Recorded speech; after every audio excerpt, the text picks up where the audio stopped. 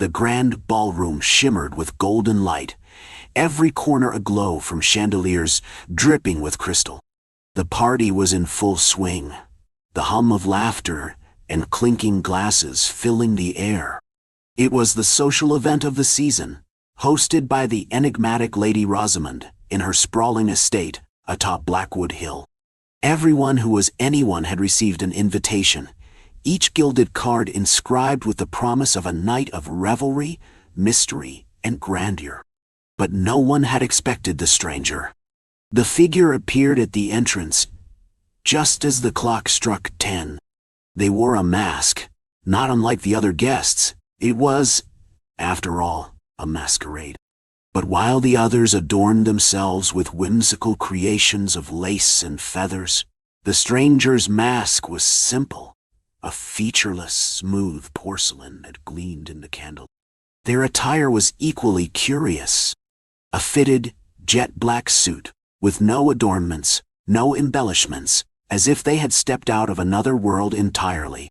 Even their shoes made no sound on the polished marble floor as they strode into the room. At first, no one paid them much mind. The champagne was flowing, the orchestra played a lively waltz, and the gossip of who was courting whom consumed the chatter of the crowd. But slowly, the mood began to shift. "I don't recognize them," murmured Lady Harrington to her friend, fanning herself nervously as her gaze followed the masked figure across the room. "Neither do I," replied her companion. "But surely Rosamond knows them." Yet even Lady Rosamond, radiant in her silver gown, seemed perplexed. She was the consummate hostess, her circle of acquaintances vast and meticulously curated. For someone to attend her party uninvited was unheard of. The stranger moved with unsettling grace, weaving through the crowd without hesitation. Wherever they went, conversations faltered. Guests turned to glance over their shoulders, their laughter dimming as unease crept in. And yet, no one approached them. It wasn't until the orchestra began a haunting, lilting melody that something truly strange occurred. The masked stranger extended a hand to a young woman, Clara Sinclair, whose beauty was the subject of much admiration that evening. She hesitated, her hand trembling slightly as she placed it in theirs. They stepped onto the dance floor, and as they moved, the room fell silent. The waltz was mesmerizing. Clara and the stranger moved as though in perfect harmony, their steps flawless, almost otherworldly. The air grew thick, the golden glow of the ballroom dimming as shadows seemed to lengthen across the walls. The guests watched, transfixed, as though caught in a spell. When the music ended, Clara stumbled back, her face pale, her breathing uneven. She opened her mouth as if to speak, but no words came. The stranger bowed deeply, then turned and walked toward the exit. "Wait!" Lady Rosamond called, her voice slicing through the silence. "Who are you?" The stranger paused at the threshold, their back to the crowd. Slowly they turned their head, the porcelain mask catching the light. In a voice that seemed to echo unnaturally, they spoke. "A guest." And then they were gone. The doors swung shut behind them, and for a moment no one moved. Then, as if a spell had broken, the room erupted in frantic whispers. Clara collapsed into a nearby chair, trembling, her face pale as death. "What did they say to you?" Lady Rosamond demanded, kneeling beside her. Clara looked up, her eyes wide and filled with tears. Her voice was barely a whisper. "They didn't say anything," she murmured. "But I know them. I know them from my dreams." And that night, as she lay in bed, her heart pounding, she swore she could hear the faint strains of a waltz growing louder, as if the melody was coming from just outside her bedroom window. She hesitated, clutching the covers tightly around her. Surely it was just her imagination, or perhaps the remnants of a dream. But the music didn't fade. Instead, it seemed to beckon her. Against her better judgment, she slipped out of bed, her bare feet silent on the wooden floor. She moved to the window, her hands trembling as she drew back the curtain. The figure in the porcelain mask stood in the garden below. Clara's breath caught in her throat. They were motionless, their face turned up toward her window, their smooth, featureless mask glinting in the moonlight. A cold shiver ran down her spine, but before she could scream, she noticed something even more terrifying. The mask was cracked. Hairline fractures ran across the porcelain surface, and through them she could see eyes, her own eyes, staring back at her. "No," she whispered, stumbling backward. Her room was suddenly filled with the sound of the waltz, growing louder and louder until it drowned out her own thoughts. The air became heavy, oppressive, and she felt an invisible force pulling her toward the mirror on the far wall. As she approached, her reflection seemed off. The version of her in the glass moved independently, tilting its head, smiling faintly, even as Clara's face remained frozen in terror. "Who are you?" she managed to whisper. The reflection didn't answer. Instead, it reached up and placed its hands on the glass from the inside, as though trying to push through. Clara stumbled back, but it was too late. The mirror shattered, shards exploding outward. In the silence that followed, Clara found herself standing in the ballroom once more. The party was in full swing, the golden chandeliers sparkling, the crowd laughing and drinking as if nothing had happened. But no one noticed her. She called out, but her voice didn't carry. She tried to touch a guest's shoulder, but her hand passed through them as though she were a ghost. And then she saw herself. Across the room, Clara stood by Lady Rosamond, radiant in her gown, chatting with the other guests. Her movements were fluid, her laughter bright, yet it wasn't her. It was something else wearing her face. And standing beside her was the masked stranger. Their mask was flawless once again, no longer cracked. They turned their head toward Clara, the empty smooth surface seeming to stare directly at her. Slowly, they raised a finger to their lips, as if to shush her. Clara tried to scream, but the sound was swallowed by the waltz, which swelled and echoed endlessly in her ears. She was trapped, and she realized, with growing dread, that she wasn't a guest at the party anymore. She was part of it, forever. The wind howled through the skeletal branches of the ancient forest as Clara stepped cautiously into the clearing. A rotting weathered sign leaned against a gnarled tree, its faded lettering barely legible in the dim light, "The Wishing Well." The legend had drawn her here, despite every instinct that told her to stay away. It was said that the well would grant a single wish to those desperate enough to brave the woods. The well stood at the clearing's center, its stones slick with moss and years of decay. The air felt heavy, like the forest itself was holding its breath. As Clara approached, she noticed strange claw marks etched into the stones. They didn't look like any animal tracks she had ever seen. She hesitated at the edge of the well, her heart racing. Peering over, she saw nothing but darkness. A faint echo of dripping water rose from the abyss, each drop a reminder of how far down it went. Clutched in her hand was a silver coin, warm from the heat of her tightly clenched fist. Her wish weighed heavily on her mind.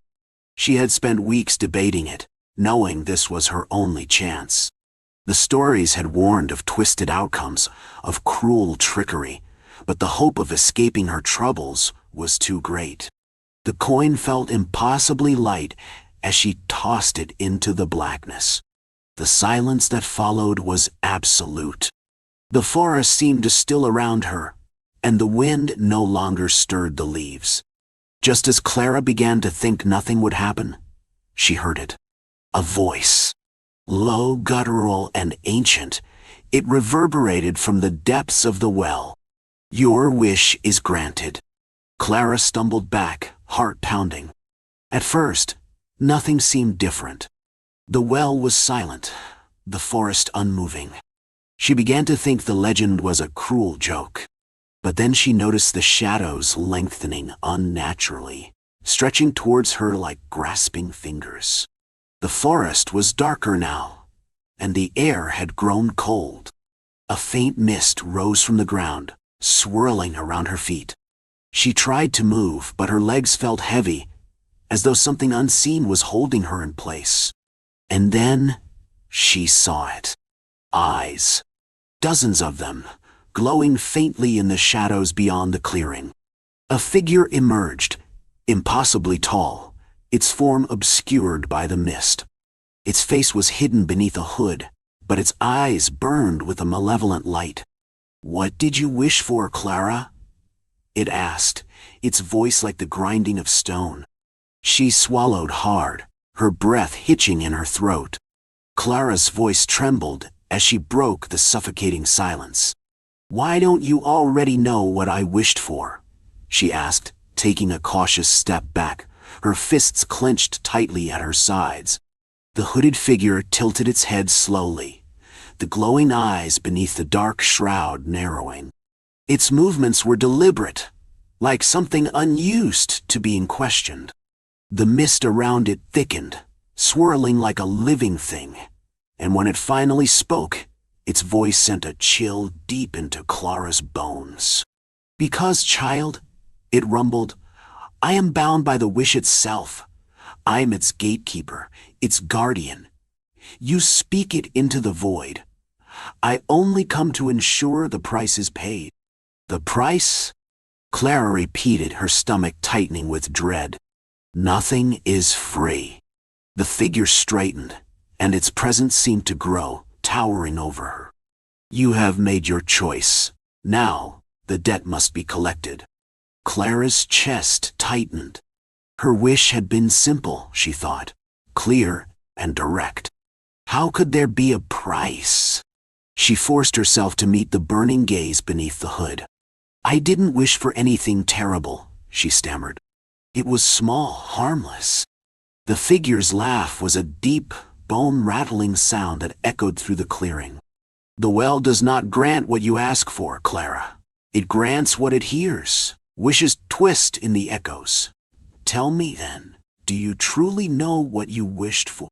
Her blood ran cold.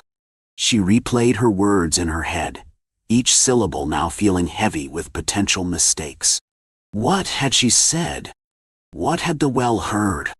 The mist began to creep closer, curling around her ankles like icy chains. "Tell me, child," the figure hissed, bending closer to her. "Will you surrender the price willingly, or shall the well take what it is owed?" Clara's hands trembled as the mist crawled closer, its icy tendrils brushing against her knees. The hooded figure loomed above her, its fiery gaze unyielding. But as the mist encircled her, a strange sensation washed over Clara, a sudden clarity, as if a long-forgotten memory had surfaced.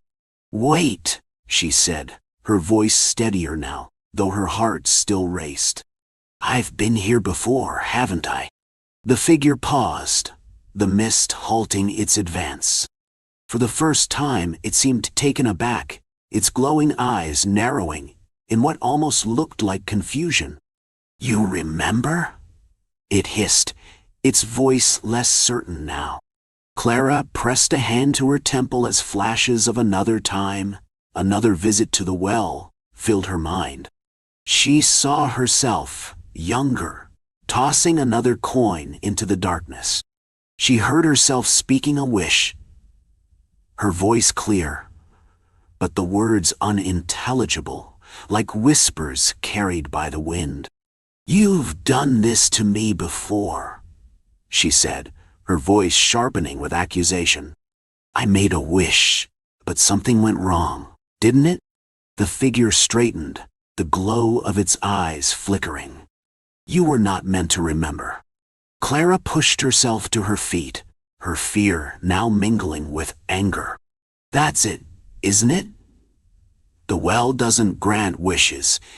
It traps people in a cycle, a game you keep playing over and over, until we pay a price we don't understand." The figure's hooded head tilted, the mist swirling chaotically around it now. "Not all are so bold as you, Clara. Most pay their price and leave, if they survive." "But I didn't," Clara shot back. "I never left. You kept me here." The truth hit her like a thunderclap. "That's why I came back, to break the cycle." The mist shuddered as the figure took a step back, its presence momentarily faltering. "Your wish bound you to the well. You asked for something no mortal could bear, and the well gave you the only way to make it so. You cannot escape what you wished for." Clara's heart pounded as the final piece of the puzzle clicked into place. Her earlier wish, the one she had forgotten, she had asked for time. More time. Time to fix everything she had lost. But the well had given her time in the cruelest way possible. By trapping her in an endless loop, her memories erased with each cycle. "Not this time," Clara said through gritted teeth. She turned toward the well, its yawning darkness now less foreboding and more familiar. If the well had granted her wish, maybe it could undo it too. "Stop!" the figure roared, the mist surging forward again, but Clara was already moving. She ran to the edge of the well, gripping its cold, slimy stones. "I wish to break the cycle," she screamed, her voice echoing into the void.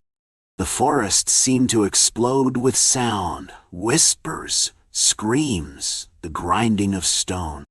The figure lunged toward her, its hands outstretched, claw-like fingers reaching. But before it could touch her, a brilliant light erupted from the depths of the well, engulfing the clearing. The last thing Clara saw was the figure recoiling, its hood blown back to reveal a reflection of her own face, older, twisted, and filled with rage. Then, everything went silent. When Clara opened her eyes, she was back at the edge of the forest, sunlight breaking through the trees. The air was warm, the oppressive mist gone. She glanced down at her hands, which trembled faintly, but they were her hands. Human, solid, whole. The well was nowhere to be seen. But as she turned to leave the forest, a faint voice drifted on the wind. "Be careful what you wish for. In a season full of twinkling lights and rosy cheeks, there exists a bubble suspended in time. Frost covers the dark, wet ground underneath the feet of two people. Nothing about this moment is significant to anyone in the world, except for the shadowy figure squatting unceremoniously between the juniper bushes. The icy breeze brings tears to her eyes. At least she tells herself it is from the wind. Janice presses her palms firmly against her temples. Her mind, normally bustling with sound, repeats the same shrill note. The wind starts to pick up, muffling the sound of the other two women as they continue gossiping amongst themselves. Janice stiffly shifts to her hands and knees, the dirt on her jeans acting as a sense of normalcy in the midst of so much hurt and confusion. The sound of a lighter clicking, a quirk Marcia has when she is particularly invested in whatever she is saying. The small flames reflection dances mockingly on the wet material of Janice's knees, content to only give the illusion of warmth. A deer approaches the two friends huddled together under the streetlight, possibly curious at the commotion while crossing along their path. A sudden burst of laughter shared between them causes the deer to startle. As it runs back, one of the women squeals in fear at the noise. "Ronnie, let's get out of here. I'm not about to be a snack for some sleepwalking cryptid." Marcia retreats into her fur coat, continuing to whine quietly. "Are you kidding me, Marcia? We live in the godforsaken middle of nowhere. What kind of monsters do you really think we'd find around here?" "I don't know, Ronnie. Maybe the kind of monsters that like ripping pretty girls to shreds miles away from the nearest hospital? Marcia's harsh tone gives an oppressive chill to the already chilled environment they all share.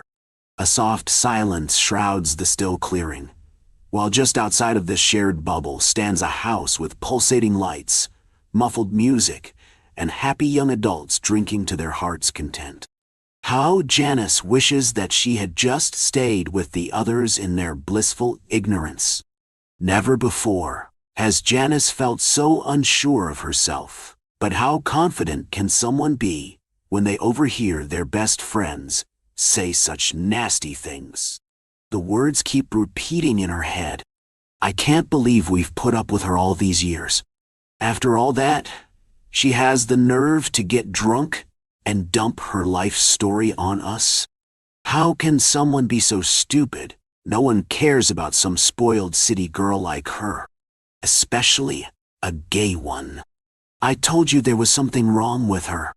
Hey, maybe she likes you, Ronnie. A loud shriek snaps Janice back to the present. She does not think twice about standing up, heart pumping as she fears something happened to her still dear friends.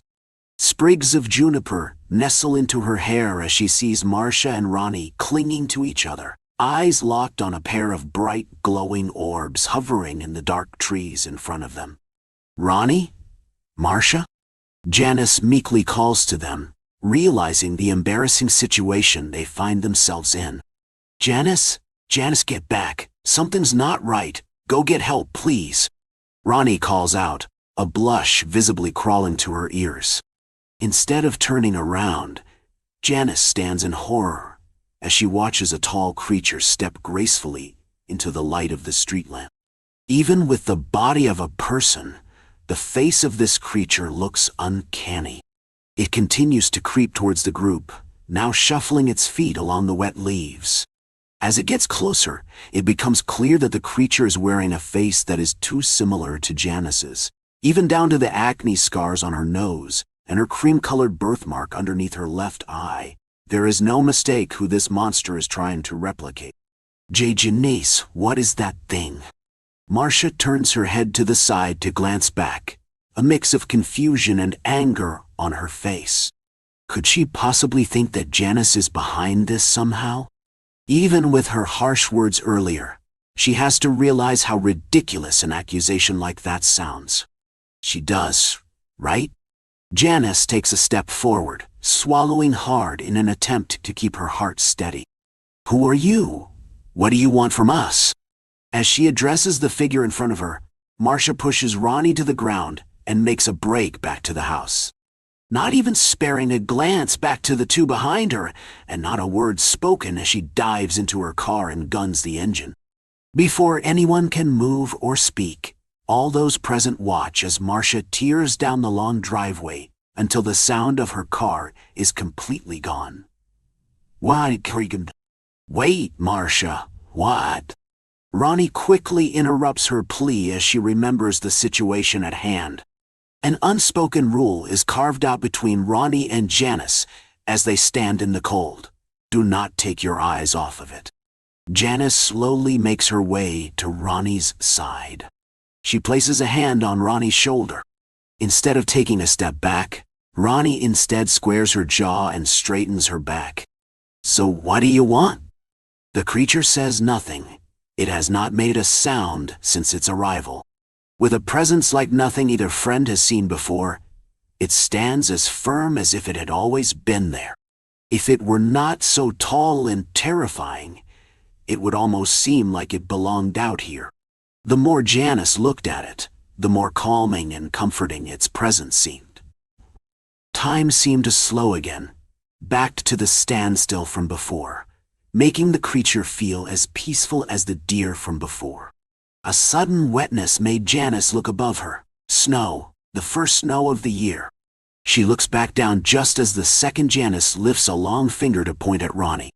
Its eyes never leave Janice, almost as if it is trying to tell her and her only. It wants me? I think, maybe, it came here for my sake. Janice meets her own eyes, looking desperately for some other meaning. What do you mean, for your sake? Ronnie starts to shiver under Janice's hand. Another sense of normalcy in such a bizarre situation. I'm not sure why, but it feels like it's here to protect me. Protect me from you. Horror flashes across Ronnie's face as she remembers the bitter things Marcia and her were saying. She starts to shake her head, backing up until she stumbles and falls. Tears form in her eyes as Ronnie looks back and forth between the two Janices in front of her. You would never let something happen, right? You know we weren't being serious. Marcia just likes to be a dick sometimes. I just was going along with it, so she would stop talking. You know I would never hurt you. Normally, Janice would believe Ronnie and her silver tongue. After all, the sweet nothings she whispers to Janice are what made her fall in love with Ronnie in the first place. The nights they shared play in Janice's mind, something that used to be so comforting in her worst of times. Now, they just bring bile to her throat that she has to bite back. I used to think that too, Ronnie. You were my everything, truly. Before either could say another word, Janice looks to her other self and steals her gaze. Do it! Ronnie takes off into the woods, away from them both, the second Janice immediately chasing after her. Wild screams echo from the darkness, landing on deaf ears. The first Janice turns to pick up the half-burnt cigarette and lighter from the ground, putting it to her mouth and lighting it as the screams stop. Silence once more fills the woods. With one last glance towards the trees, she turns to head back to the house. After all, winter is her favorite holiday. She deserves to enjoy herself a little before she has to see her best friends' faces in the missing section next week. Just the thought of all the sad faces comforting her brings a small smile to Janice's face. Maybe this is where her life truly begins. On the night of the first snowfall is where she is reborn. Nothing will ever hurt her again. This she knows for certain. One tear slides down her face, landing on the ground. Janice wipes it away as she enters the back door and grabs her red cup from the counter. The small crowd greets her with smiles and, despite it all, she smiles back. Things are different now, but only Janice can know that. This is where her life will really begin. Leon, Timmy, and Spike ran down the road, throwing snowballs at each other, laughing and yelling. Davy Dennis sighed. It was easy to have a snowball fight when you had friends. It was only workable to do it solo, if you loaded up an automatic ball launcher with ice and stood before it. It was also tricky to join in with a group of kids he didn't know. Throwing a snowball at a buddy was funny. Throwing one at a stranger was assault. Besides, Davy had never been very good at approaching others, hence his predicament. Dad had told him to go outside and start building a snowman. Someone else was sure to join in. While that tactic might have worked when Dad was a kid, times changed. There was a new approach to making friends that he and his father had yet to figure out. Besides, the morning sun had started to melt last night's snow. Could you build a snowman in these conditions? Davy didn't know. But he didn't want to let down his dad. Didn't want to look like he wasn't trying. So he trudged on, carrying the box of old clothes. He set the box down in a patch where the snow seemed thickest. The surface of the snow had taken on a wet shine as the day heated up.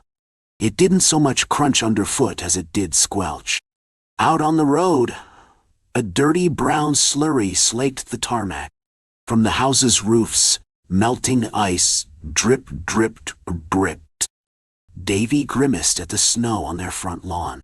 It wouldn't be long before it was slush. If he was fast, he could make something that resembled a snowman before it liquefied. The task would be easier if Davy had some friends. He recognized the irony. With a groan, Davy got to work. He started on the snowman's lower body because if he started with the head, it might melt in the interim due to its size. Despite the snow's wateriness, It compacted and held together well enough. The snowman's cylindrical lower half stood, sweaty droplets running down its surface. Davy nodded at his handiwork. Good enough. He glanced around the street. The other kids were still playing, and nobody offered to join. He shrugged and got going on the snowman's torso. The snow was losing its consistency, but it stuck together. The lower half sank slightly under the weight, with the torso on top, but it held. He sighed. It was going to be shoddy work. Shaking the moisture from his gloves, Davy got to work on the final third of the snowman, the head. The snow wasn't holding together as well as it should, but it squished to make a sphere shape. The whole thing compressed a few inches when squidged down on top of the torso. The torso leaned to one side as if drunk. The lower half had melded into the ground below. Bits of the head dribbled down. Davy raised an eyebrow and smirked. It looked funny, but he was close to finishing. If only Davy had a pal. They could chuckle over how bad it was. He snapped 2 branches off a bush and stabbed them into the torso. From beneath the layer of slush, Davy scrounged for rocks and used them for eyes, buttons, and a nose. At last he pulled a scarf from the box and tied it around his neck like a noose. Davy's Frosty resembled a snowman, albeit one experiencing rapid decay and decomposition. He appeared to be grimacing in pain. Davy tapped his lower lip. Something was missing. It took him a few seconds to realize what. The hat. What was a snowman without a hat? Even a snowman who looked like the melting man from the toxic waste scene in RoboCop required a hat. God, he wanted someone to share this ridiculousness with. With a friend, this would be hilarious. Alone, it was just plain sad. He wished he had someone else who felt the same way he did. Davy searched through the box. There at the bottom was an old silk hat. Davy picked it up and flinched. It had given him a slight static shock. Shaking it off, he took the hat over to his gooey accomplice. If Frosty hadn't started to melt, Davy would have had to stand on tiptoes. But as it was, he placed the hat on his deformed noggin with no trouble. The snowman screamed. Davy squealed and jumped backwards, tumbling over the box and landing on his backside in the wet snow. Frosty writhed, screeching. His hooked, branch hands clawed at his face. Oh God, the pain! So much pain. Davy's heart thudded like so many snowballs pelted at a window. The wet ice was soaking into his clothes. He struggled to breathe. He gasped. You can speak? The snowman's branches clenched as he howled to the sky. Of course I can speak. You wished me alive, you monster. Davy scrambled to his feet. No, I didn't. I... Sagging and disintegrating, Frosty pointed his gnarled branch at the boy. You wish for someone to feel the way you do, and here I am. I feel the way you would if you were melting alive. Davy started to cry. I'm sorry, Frosty. I'm so sorry. I didn't mean to. I just wished... Well, didn't you ever hear of be careful what you wish for? 'Cause you made me, and I am in agony. You're like a modern-day Victor Frankenstein, creating life with no care for what happens to it. His hot tears splashed into the snow. What can I do, Frosty? Frosty vomited up a gray-brown slush that splattered over the snow. Kill me, shrieked the snowman between retches and gasps. End my torment. Every second I exist is torture. You wished me into being. Now be a man and end me. Davy panicked. How? How on earth? The hat. The hat. The hat. The hat. Da. It had all started with that old silk he had found. Davy darted forward and yanked the hat off Frosty's dented dome. There! But the snowman continued to spasm, and his cries didn't stop. It didn't work. Ah, God, it didn't work. You can't just undo what you've done that easily. You made life, you fool. Davy dropped the hat and ran his hands through his hair, pulling at the strands. How? What do I do? I don't— A hairdryer! What about a hairdryer? Frosty's screams rose in pitch. A hairdryer? A hairdryer. I'm experiencing the absolute agony of melting to death, and your solution is a hairdryer. You're like Ripley in Alien Resurrection when she burns her failed clone alive. She should have shot the poor creature instead. At least make my passing as quick and easy and pain-free as you can, you sadist. Don't you have a gun or anything? Kyonbyang.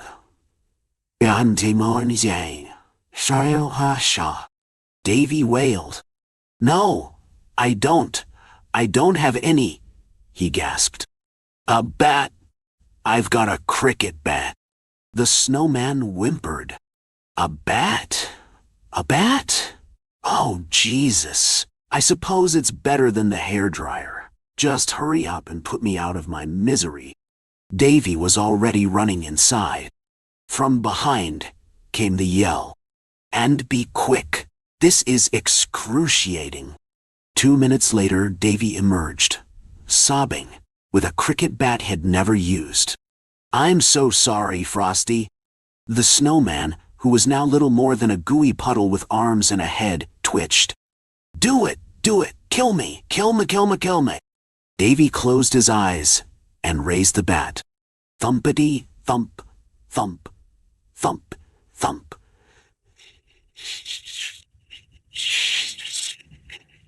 Down, through, gunk, down, ball.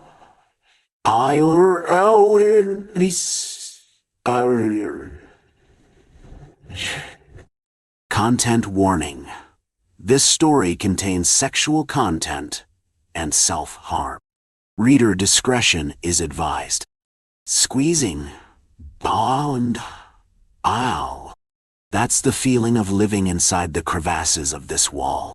It's a lovely wall, really. It is patterned with a sweetly twisting wallpaper, the color of eggshells. The boy who lives in this room is perfect in every way. He is full of hatred. It burns in those dull brown eyes. I like to watch as fat tears pour from them, those pretty eyes. They sparkle when he cries. It makes my blood run hot in my veins. So seductive. Right now he sits, staring at some point along the wall. It's not clear whether he knows I'm here, or whether he just stares at nothing once his tears have dried. He begins to murmur to himself, "In God, I wish I wasn't trapped behind this cursed wall. I wish I could lean forward to listen to his soft voice. I pass my days killing mice most often. I'm sure the family thinks that the traps did the trick, but they most certainly did not. Instead, I have been sustaining myself on the flesh of garbage. This will all be worth my while in the end, I'm sure." The boy, Ando, seems to think that my whispers are nothing more than voices in his head. He's gone to doctor after doctor, and all have told him the same thing. That it's merely a disorder of the mind. That he should take these little blue pills, and he will hear me no more. Ha! If I was that easy to get rid of, would I have a trail of bodies behind me? Foolish boy. He never even stopped to consider that he can only hear me in his bedroom. Still, I love him dearly. I love him more than his own mother. Pitiful as he is, I see so much behind those thick black bangs. I see fire. A great inferno that could raise entire empires if stoked. This boy craves nothing in the world more than love, so I shall love him. How do I know he craves love? Well, as I live in his wall, I am privy to many things, including the wanton sounds of a boy engulfed by lust. I hear his very heart racing as he slashes his palms and strokes himself. I hear the sickening slick of the blood and other fluids. I hear it all. I'm sure he would be ashamed if he knew, but the voices chide him not for such actions. Passion is a lovely thing. It is gasoline, and I shall make it my tool. He returns home once again and falls face first onto his sweat-soaked sheets.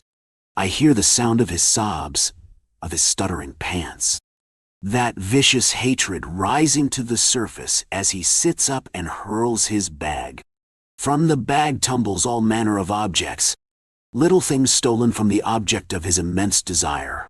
A bottler of nail polish, several photos, and a shirt. How on earth did he collect these things without being caught? Such a clever boy. You know, if he really loved you, he would understand. Ikuo. Ando's head jerks up, and he looks around the room, searching for the source of my voice. Silly boy, I can make my voice come from wherever I please, as I am not bound by human physics. Hello, my child. I ache for you. You are so lovely, and yet they spurn you. His eyes widened, but Ando said nothing. Instead, more tears welled up in his eyes. They call me a creep, he sobbed. I can't be sure that he was speaking to me, but I choose to answer him nonetheless. You should show them what it really is to be a creep. Strike fear into their hearts. He stares at me, or at the wall, and nods. I should, he mutters. The next week passes in a flash. Ando comes home late many days out of the week. Planning something simply divine, I'm sure. I would do it myself. I'm sure I could strike the fears of God into their hearts, but I think this is something Ando should do for himself. After all, the first step in his transformation. It is transformation into something that I can truly love. Something that I can cherish. When he arrives home on the final day of the second week, he is beaming. I did it, he cackles. Though I'm not sure what it is he did, I sense the satisfaction in his look. The confidence of someone who has reigned victorious. For that, my darling, I am glad. Though he is but a child to me, I shall appeal to his need for intimacy. He slowly approaches the section of wall where I dwell. Have I been found? Slowly, he presses his lips to the wall in a mockery of a kiss. I know you're in there, he murmurs. Ah, such a smart little thing. Will you ever come out? He asks. I choose to say nothing, to leave him wondering. It's a very amusing little game that we are playing. It does not take long for him to beg, tears in his eyes, for me to come out of the wall. For many days I listen to his pleas, but they do not move me in the slightest. That would be a very human inclination, and human I am not. Instead, I feast on the sight of that perfect face streaked with tears. Reddened with misery and desperation, it's a flavor that almost rivals blood. Warm ecstasy pools low in my body, making my very core quiver. Finally, he stops begging, and when his tears have dried and his eyes have deadened, I respond. I will come to greet you the day after the Christmas Mass. His eyes twinkled with anticipation. I'll be waiting, he breathed. The day of Christmas came swiftly, and Ando had been keeping count. So once he had attended his Mass, he went to bed. As soon as the sun rose the next morning, he leapt from his covers and pressed his cheek to the wall. Will you come today? Yes, my darling. I made a slight tapping against this ever-squeezing enclosure, and he took a step back. Very slowly and very carefully, I tore my way out, emerging like a hatched bird. My body caked in the white dry wall could almost be called angelic. Ando most certainly seemed to think so, as he stared with all the intent and lust of a starved man. I painted a light smile onto my lips. Hello, sweetheart. Warning. story contains sensitive content, i.e., animal hunting. Sunlight dashed quickly away like a thief in the night, and it had become bitterly cold. The wind began nipping at Ryan's neck, and his brown corduroy hat dangled with glistening icicles. He shifted his weight on the tree stand a bit, and chomped on old chewing gum to focus on some thick brush a few feet below him. His buttocks were sore, his feet were extremely cold, even with 3 pairs of socks stuffed in rugged combat boots, and his stomach rumbled loudly from hunger. "Damn," he mumbled under his breath as the intense silence of Whitetail Trail began to frustrate and worry him. The area simply known as Whitetail to experienced hunters had an infamous reputation for being eerily quiet, and an old local myth claimed deer, who had been hunted for sport, always returned from the dead. A majestic, huge oak tree stood tall on the trail, blocking a carved statue from most visitors. The unassuming statue, painted with black paint, simply read, "Never hunt or eat sacred venison," and a clear hoof print appeared under the warning. Ryan saw brush move from about 20 yards away, and part of an antler peeping through the brush was stunningly beautiful. His scope was aligned perfectly, and Ryan stopped chewing his gum. The gunshot reverbed through the forest, as the bolt-action rifle bullet pierced the animal through his fur and heart. "I got you finally!" he yelled as snow began falling rapidly. The animal's blood flowed rapidly onto the ground and mixed with newly fallen snow. Ryan carefully made his way out of the tree stand and approached the beautiful animal. It was the whitest deer he had ever seen, with large black antlers. It appeared to be male, and he could hear shallow breathing. He carefully aimed his rifle and shot him once more near his lungs. Kneeling next to the deer, he proudly took a selfie. "Already got the spot picked out for these beauties," he said, while surgically removing them and placing them in a large, strapped backpack. "My birthday and holidays just gotten a little bit brighter," he commented while walking away from the carcass. He reached his old truck and placed the backpack in the cab. A partly frozen beer was in the cup holder, and he guzzled it quickly before starting his pickup truck. "I'll be back tomorrow, Whitetail, right after the championship game ends," he yelled. His truck stopped running, but the radio kept playing opera, and he hated opera. Ryan tried starting the truck again. "What the hell? Just bought a new battery and got an oil change. This ain't happening." The truck started, and he quickly turned off the radio. He also turned on his fog lights and blasted the heat while searching for the quickest interstate. "Okay, yeah.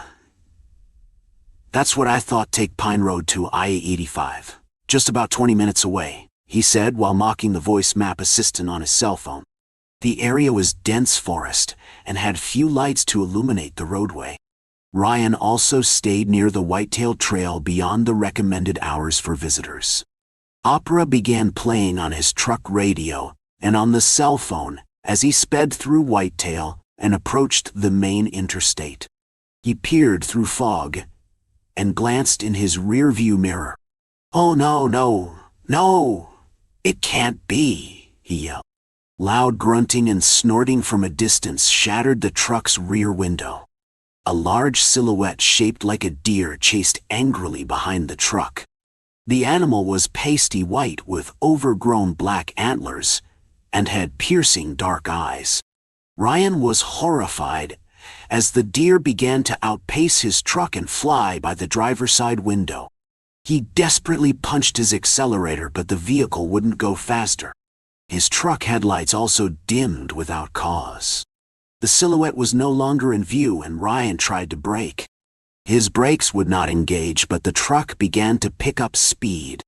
He closed his eyes as a tear fell from one of them. The white-tailed deer's silhouette waited for Ryan and charged the truck head first. The incredible impact of his black antlers pushed the pickup off the road and down an embankment. The bitter cold and snow kept falling for hours in the remote area, and it was Christmas Eve. Ryan's friends kept calling his phone, but only voicemail came on. They immediately turned to social media seeking help in search of their beloved friend. The buzz about his visit to Whitetail was a trending story for hours, and even the local news encouraged anyone with tips to call a hotline. A reward for his safe return or whereabouts topped nearly $35,000.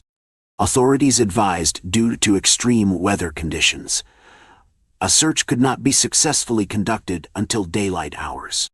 Rangers combed the area the very next day and discovered Ryan's badly damaged truck. According to authorities, there was blood found in and around his vehicle.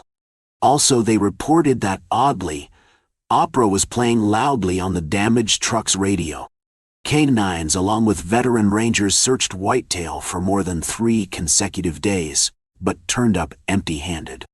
As an observance of Christmas along with a traditional local holiday, including parades, winter festivals, and more, the search for Ryan didn't resume until the beginning of the new year.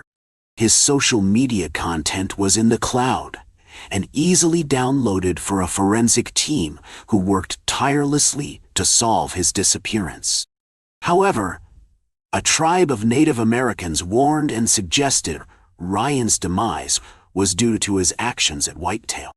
The viral post garnered over 1 million views in one day. Some believe the tribe and others blasted them for being inconsiderate and evil.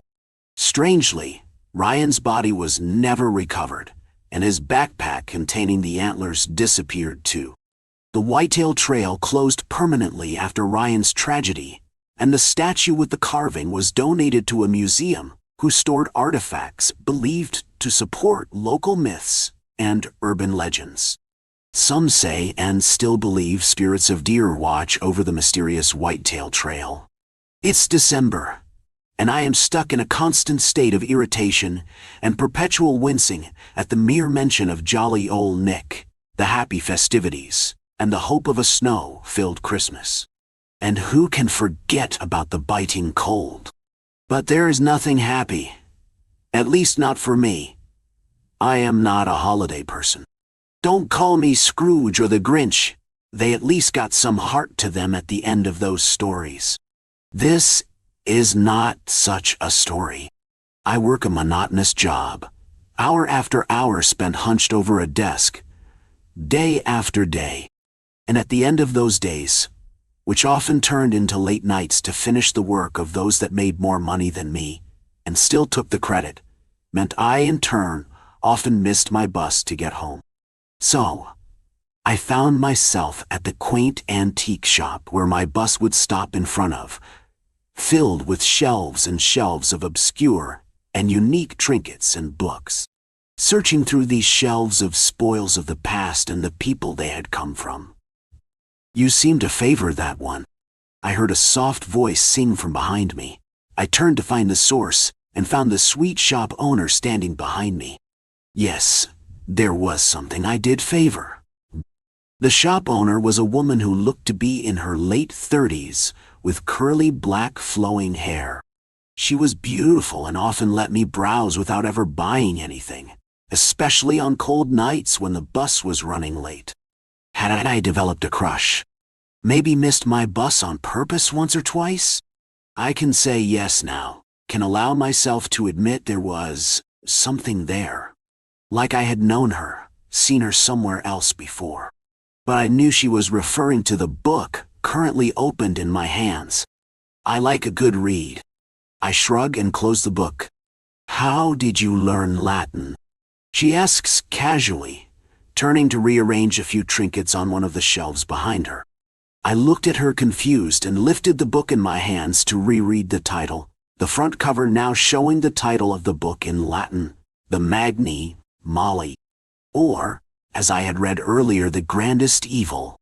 I quickly opened the book to a random page, coincidentally the same page I had been looking at before, and found the pages in English.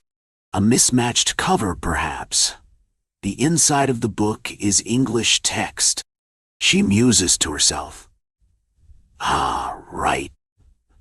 So, all the books for your reading pleasure, and you always choose this one. Something interesting." I look down to the page I find myself reading every time I come to the store. The Demon of Desire. Demonium desiderae, she says.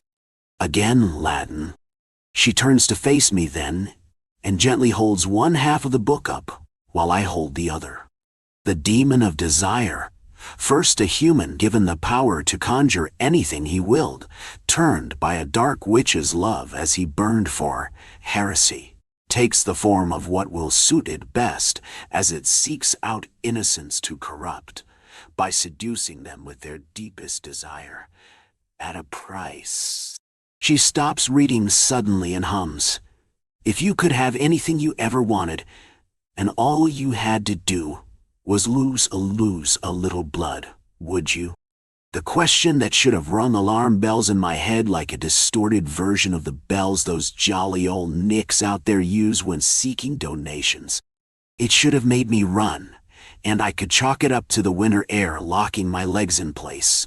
But really, like I said, I had grown to like the small little shop on the bus stop corner, and its beautiful shop owner. "I beg your pardon?" I had finally found the words to speak again. She simply smiled and walked to the front of her shop to go behind the counter and push aside a long red velvet curtain with gold accents that hid another room. How hadn't I ever noticed that before?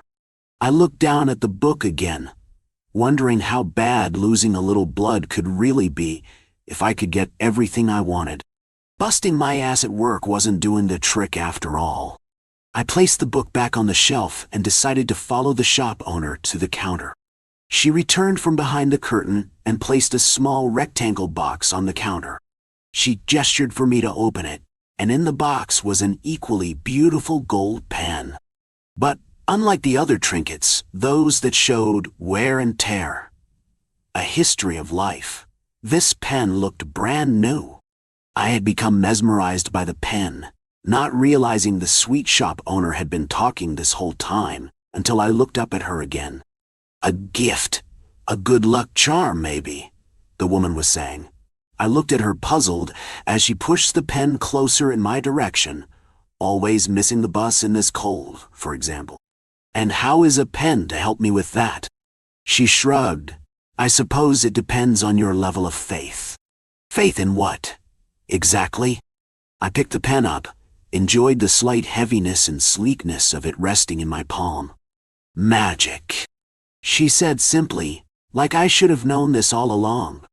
I laughed, but tried to stifle it with a cough when I noticed she was frowning slightly, and if I don't believe in magic, well, I'll have to fix that one eye, she said with a small smile while pushing a blank piece of paper toward me. "So what? I write down what I want with this pen and I get it? I thought this was an antique shop, not a magic shop," I replied amused, twirling the pen in my hand before clicking the top of the pen and wincing in pain. I heard the thud as it fell to the countertop. I watched as blood droplets pooled out of my thumb and fell onto the page. "What the hell was that?" I said sharply, looking up quickly while she rushed to find a tissue under her counter.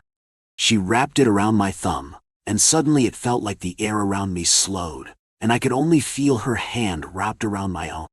Then, all too quickly, I smelled the slight must of the shop and heard the light pattering of rain starting to fall against the shop windows. "It needs your blood to write. Go on," she whispers, and her eyes flicker to mine, beautiful small marbles of abyss staring back at me. I was surprised, not because I followed her suggestion, but because my body didn't stop me. No goosebumps, no red flags waving frantically as I picked up the pen and watched it write, or rather, bleed. "I want the bus to arrive now, and wait for me to board." A sudden dizziness overtook me before a bright light outside the shop window further blinded my vision. Then I realized it was a bus turning the corner and stopping in front of the shop. Doors open, almost like it was waiting for me to board. I laughed without humor, suddenly wondering how long I had been in this shop. It felt like hours. Coincidence, I muttered unconvincingly to myself. Magic, maybe. The shop owner offered with a satisfied grin. She places the pen back in the box and slides it to me. Yours, for the taking. Happy holidays, Christopher. She moves quickly behind the red curtain, while I look down at the box. How did you know my name? I call out suddenly, but receive no reply. I move to the front door, though each step feels heavy and sluggish, as if something is holding me back. I turn once again to the box and hurry to pick it up before heading out into the rain, running to the bus, which is still waiting. Once home, I take the pen out of my jacket pocket and place it on my bedside table. I try to forget about it while changing out of my work clothes, but I can't get the image of the shop owner out of my mind. I can still feel the prick of the pen and the change in air. I sit at the edge of my bed and stare at the box.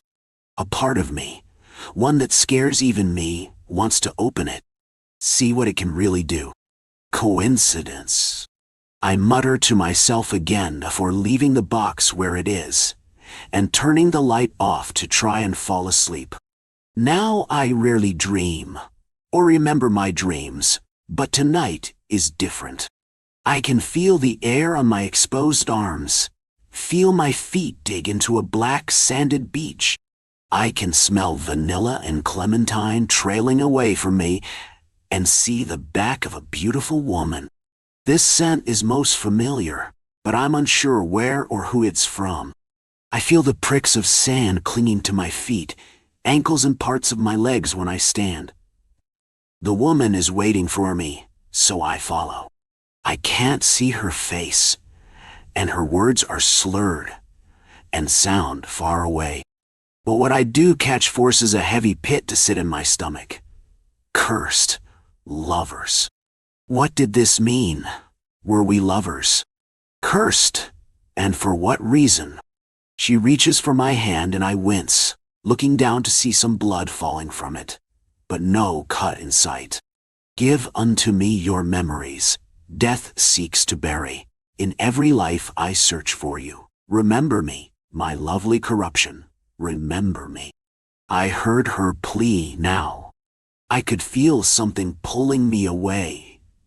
And though we desperately tried to cling to each other, it wasn't enough. I was pulled toward the ocean, felt the cold wrap around my ankles and draw me under. I could taste the salt water and flailed my arms around for any kind of help. I awoke to find myself standing, drenched in sweat instead of seawater, and to my horror, felt the same heavy sleekness of the pen in my hand, blood dripping from my thumb, and on my wall, my handwriting, my blood. I want to remember who I was. I didn't touch the pen the remainder of the night. Though I wanted nothing to do with it, I also couldn't be away from it. Instead, I settled on the floor by my bedroom door and didn't move, using it to keep myself propped up and awake. I stared and stared at the wall, trying to remember when I had gotten up to grab and use the pen. I didn't need to remember who I was. I was me. I was home, and it was just a bad dream. But the writing on the wall proved it wasn't just a dream, and that something was happening. Who am I then? I whispered to myself, my eyelids slowly dropping from the heaviness of lack of sleep. Again, I dreamed. Only this time I was not on a beach. This time I watched a man in what looked like 16th century attire sitting at a wooden table, pages and pages full of red ink, the same gold pen in his hand. My body moved closer on its own will, and I realized the pages weren't full of red ink but blood. That this man was me. But how? Then suddenly, I heard yelling and banging on his door. The man rushed to scribble down more words before the door was broken down, and a riot of angry townspeople rushed in to grab the man by his arms and force him out of the room. Those that had stayed behind lit fire to his room and the papers. I watched the pen disappear. The words I caught repeated over and over chilled me to the bone. I want them to bend to my will or suffer under it. I followed the angry townspeople out of the burning room, the fire quickly dancing from room to room before engulfing the whole home. I could feel the fire licking at my exposed feet when exiting, followed by the dampness of the grass outside. It had rained, but it had cleansed nothing. Beloved! I watch a woman scream, her frame oddly the same as the woman from the beach. The same following hair. She watches in horror as the man is tied to pikes. Dry grass and bark left at his feet. She moves to stand with him, but is pulled back by a sneering man that intends to force her to watch. Keep it safe. Avenge me. Curse them, for they have cursed us. He roars, not taking his eyes off his beloved, and somehow I know he means the pen. I see someone light a new flame, while the woman mutters quickly to herself. Dust to dust, I summon thee. Dust to dust, I set you free. Come to me. Darkness of destiny. Fill my love with demon leprosy. Bay. Suddenly the man's eyes turn black, and a wicked smile forms at his lips. The villagers are yelling, condemning him for his crimes against nature. Crimes that began to fill my mind like my own memory with scenes of stolen fortunes, the enjoyment of the slow kill against those who had treated him as deficient, mediocre. Then I watch the flame in slow motion being thrown, but cannot bear to watch it land at his feet. The screams after were enough, or was it laughter? And suddenly, I felt as if my flesh were his. I was burning too. Abruptly, I awake again. Though unmoved from my spot at my bedroom door. I can still feel the flames on my skin though uncharred. There will be no sleep tonight. I can feel the bags under my eyes but push myself to throw on my clothes from earlier and grab the pen. I look down at it and notice my blood which had been filling the chamber, once red, now oozing black. How I had made it back to the shop, to her, is anyone's guess. But there I stood, watching the flicker of a few candles in her window. I had hoped this too was a dream, that I would not find the shop door open. But I felt the cold pierce my palm as I grabbed the knob and turned it to walk inside. Back so soon. I heard her voice, but did not see her anywhere.